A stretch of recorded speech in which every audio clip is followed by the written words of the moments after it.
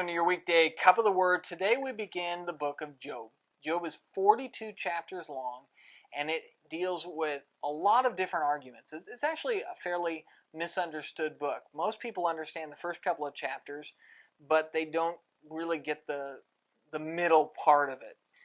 So we'll take just a second here to kind of do an introduction to Job, and then we'll look at the first chapter here today.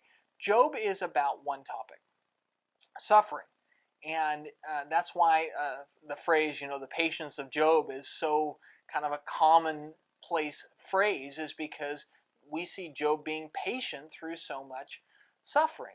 Job loses everything, and Satan takes it all away. And then he's going to deal with arguments from his friends.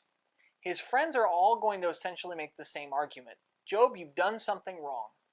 And because you did something wrong, that's why you've lost everything and you're suffering so much. Job is going to argue with him and say, no, I didn't do anything wrong, and you're not being very nice friends.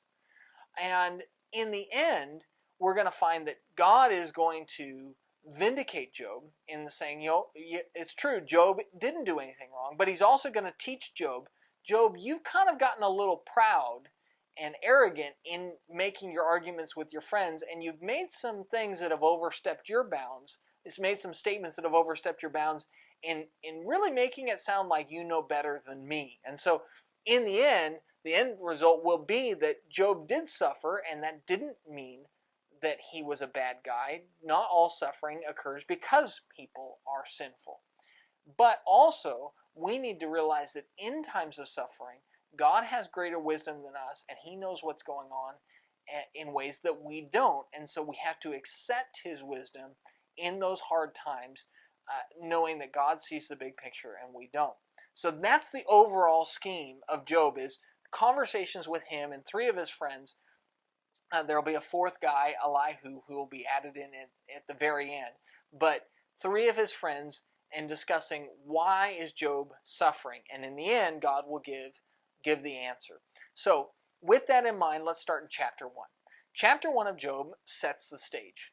And as you look at it, you have Job. He is a man who has a great deal of wealth. He has a very happy and lovely, abundant family, 7 sons, 3 daughters.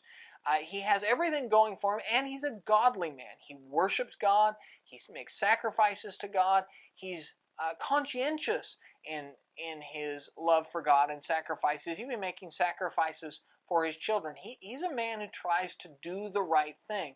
He's wise. He's respected. He's looked at by others as the greatest man on earth. And the fact is that the scriptures back up, that's who he was at that time. Nobody had it better or greater than Job.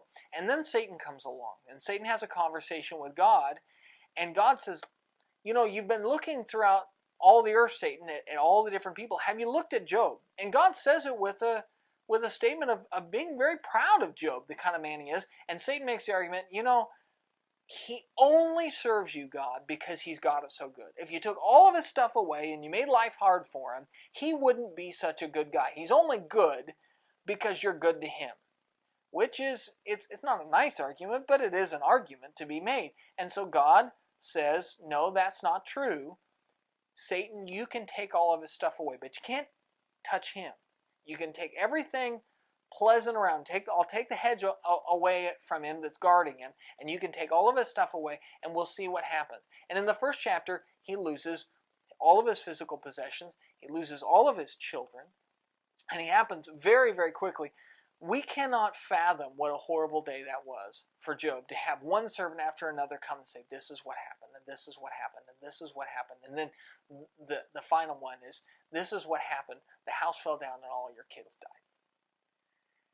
And so Job, understandably, just is rocked by this. He mourns, he shaves his head, he weeps, and he cries.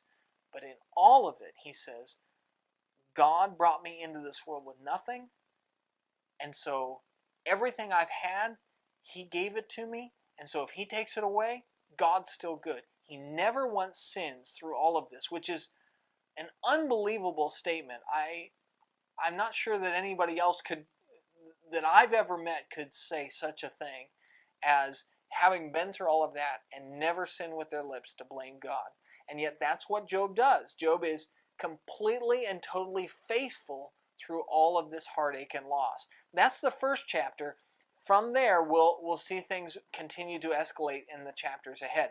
But that's your Daily Cup, and we'll see you tomorrow.